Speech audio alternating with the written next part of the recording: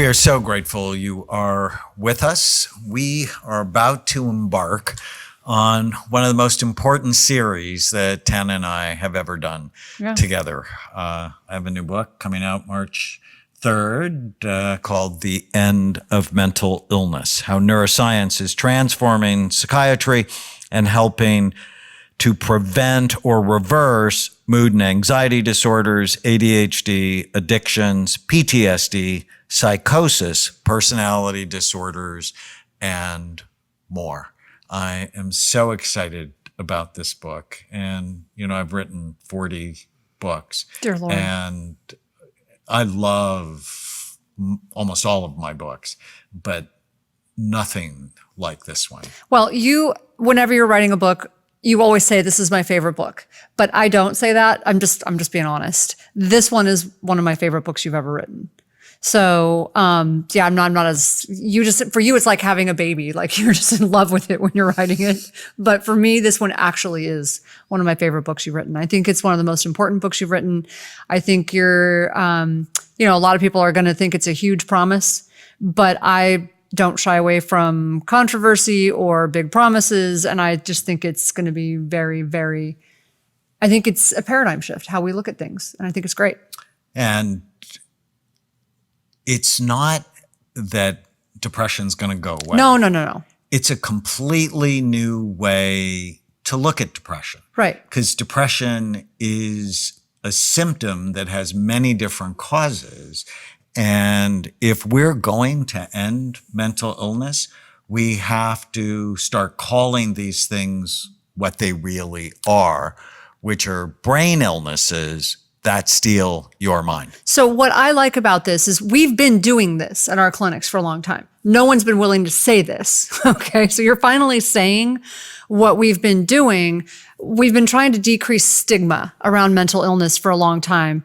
And the way you do that is to stop making people feel bad, making people feel like it's their fault that they have something, because people won't get treated. As someone who suffered with severe depression at one time in my life, I felt like it was my fault. I was weak.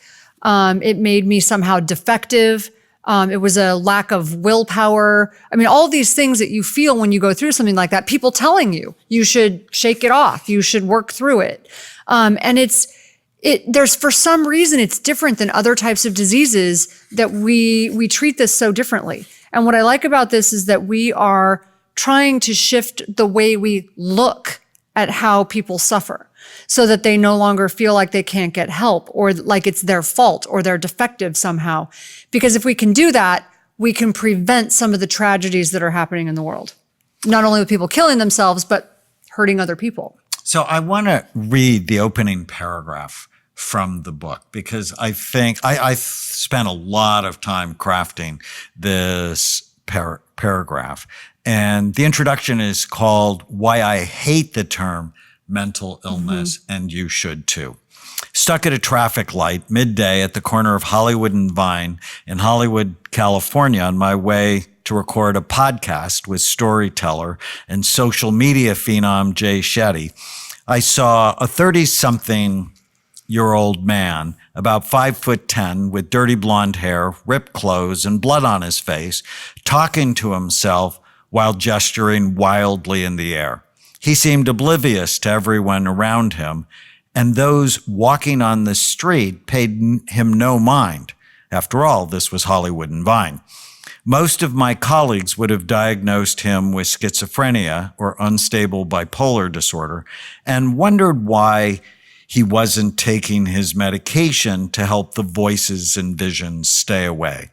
When I saw him, I wondered when he'd had his last brain injury, if he'd been exposed to mold or environmental toxins, if he suffered with severe gut health issues, or whether he had an infectious disease like Lyme or toxoplasmosis ravaging his brain. Yeah. We are on the cusp of a new revolution that will change mental health care forever. The end of mental illness discards an outdated, stigmatizing paradigm that taints people with disparaging labels, preventing them from getting the help they need, and replaces it with a modern, brain-based, whole-person program rooted in neuroscience and hope. No one is shamed for cancer, diabetes, or heart disease, even though they have significant lifestyle contributions. Likewise, no one should be shamed for depression, panic disorders, bipolar disorder, addiction, schizophrenia, and other brain health issues. I love your heart. I get so emotional with this because I fell in love with psychiatry for the right reasons. That when I was in medical school, someone I loved tried to kill herself, and I wanted to be a pediatrician. But I realized I didn't like holding children down and giving them shots. It's like, that's just not fun for me. But someone I loved tried to kill herself, and I took her to see a wonderful psychiatrist, and I came to realize if he helped her, which he did, it wouldn't just help her, that it would help her children, it would help her grandchildren, that I fell in love with this profession that has the ability to change generations of people. But what psychiatry turned into in my lifetime was representatives for the pharmaceutical industry and the 15-minute med check. And they completely lost this whole person model. And then when we started looking at the brain, I realized these aren't mental health issues at all, that they're brain health issues that steal your mind. Well, and to say otherwise implies that you're weak or defective. And one of the things I love about this, so I'm actually writing a book that fits so nicely with this because you sort of convinced me to write it. But it's one less scared child. And I think one of the reasons that people are so afraid of mental illness and why we label people and that stigma has been created is because we're afraid. And my whole book is based around my fear. As a child, you are exposed to certain things and you become fearful. And so we've been taking care of some people in our family, and I've been working with my sister and my nieces, and I've had to face some of my own demons, or in your words, dragons. So I've been having to face some of those things. And that fear just like really revved itself up. And for my sister, for her birthday, she wanted me to go to an AA meeting with her. And I'm like, oh, hell no. Hell no, I'm not going. But my point is, because I had labeled them in my head, those people, addicts, whatever they were, because of my own fear. And when I went to that meeting, it was the most eye-opening, best thing I could have done.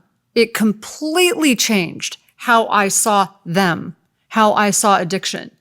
And that is really, I think it's such an important point that fear is why we do these things, that if we can actually learn to see from the other perspective, from the person who's suffering, from their perspective, if we can understand what's causing it and not blame that person, not just label them, but take a dive and look into why is it happening, right? Why is it happening? And you and I are going to do a live class on the end of mental illness.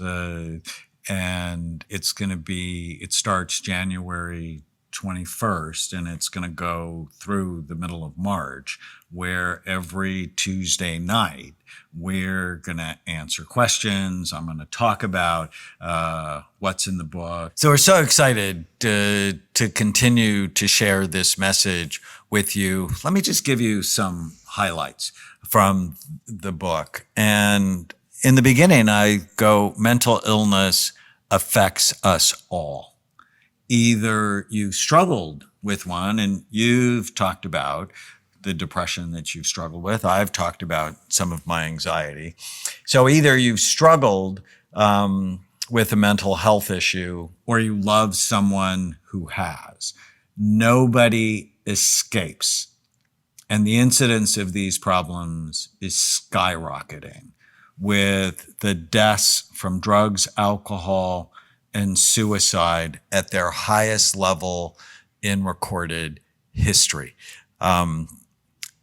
So we're clearly going the wrong way. And I hammer that in the end of mental illness. What we're doing now is just not the right things to be doing.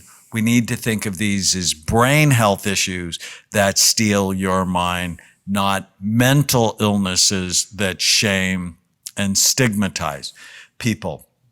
And the whole idea of the book really has been taught to me by the database of brain scans that we've done here at Amen Clinics over the last 30 years. And what the imaging taught me is that most psychiatric issues are not mental health issues at all, but rather they are brain health issues that steal your mind. Well, and this one idea changes everything. Get your brain right, and your mind will follow. That's why we call this podcast The Brain Warrior's Way, because you are in a freaking war for the health of your brain. And if you understand that, then you begin to understand why anxiety, depression, addictions are skyrocketing. Well, and we look at it from a functional psychiatry perspective, meaning that we,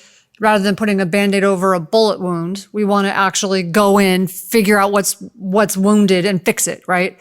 So sometimes your brain is affected because your thyroid's off. Sometimes your brain is affected, like you said, because of an infection. It can be so many things. So if you come to see us, you're getting tested for a whole bunch of stuff because we actually want to know and we want to heal you from the inside out.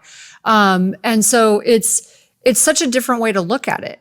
And it's so interesting. And what I love about it is that this is the only way we want people to start wanting to prevent problems. This is the only way we can prevent some of the horrible things happening around us before they happen. Once they happen, it's too late. Once someone goes in, with an AR-15 and takes out a bunch of people, you can't do anything. It's too late at that point. But there were signs before that. But maybe they were too afraid to go get help, or they went to go get help and they were fired by their physician, which is what happened in Aurora, Colorado. With the Batman shooter. Right. So we want people to not feel so bad about coming in and saying something is wrong. It's okay to say something is wrong. Well, and if people think of it as I have a brain health issue, there's no shame with that. Right. But if they go, I have a mental illness, now all of a sudden there is incredible weakness. So when I went in to go see my endocrinologist after having thyroid cancer and having my thyroid gland removed, and I was off my meds for a couple months, they didn't really prepare me for what I was going to go through. I went through severe depression. I started just tanking. Couldn't focus, couldn't concentrate. I thought something was really wrong with me. Rather than preparing me when I went in, telling me, oh, hey, this is normal, this is part of the process, and being my partner in health, he basically shamed me and said, you should see a psychiatrist, which made me think that it was a weak will, which made me think that it was my problem, which made me go into hiding. And that's exactly what we're talking about here. We need a better system for doing this. And if he would have told you that thyroid is absolutely essential for normal brain health, right? But without it, because of the treatment, you're likely to have no energy and feel depressed, then you would have just expected it as normal part of it. It's like hang in there for a few months, you're going to be okay. And instead, you feel weak, you feel diminished. Well, and then I was put on a drug, an antidepressant that completely unraveled my life because it was not the right drug for me. So this is a problem that we need to focus on, and I'm just giving you an example. All of you out there have family members, someone you know who this has happened to. That's why I'm so excited about this book, because it can't be their fault. It needs to be something we look at as a problem for us to fix, something for us to address, rather than something we hide from. And it's so much more tangible to optimize your brain than your mind. One is really loosey-goosey, your mind. It's abstract. As opposed to your brain is a physical organ that can have problems just like your heart can have problems. And no one feels bad. I mean, you feel bad if you have heart disease, but you don't feel shame. Right. But your brain can have problems just like your heart can have problems. And you know what I find really fascinating? And I have a cardiologist and I love him. And most people who see cardiologists have never had a heart attack. Mm-hmm. They're there to prevent them. Right. Well, I see a day, and the end of mental illness is my vision of, well, most people should see psychiatrists or whatever we call ourselves, not because they're in a crisis, but because they're trying to prevent a crisis. And how do cardiologists prevent heart disease? They attack all of the risk factors as soon as possible. So we're going to talk about more messaging from the introduction of the end of mental illness when we come back. Stay with us. If you're enjoying the Brain Warriors Way podcast, please don't forget to subscribe so you'll always know when there's a new episode. And while you're at it, feel free to give us a review or 5-star rating, as that helps others find the podcast. If you're considering coming to Amen clinics or trying some of the brain healthy supplements from BrainMD, you can use the code podcast10 to get a 10% discount on a full evaluation at amenclinics.com or a 10% discount on all supplements at brainmdhealth.com. For more information, give us a call at 855-978-1363.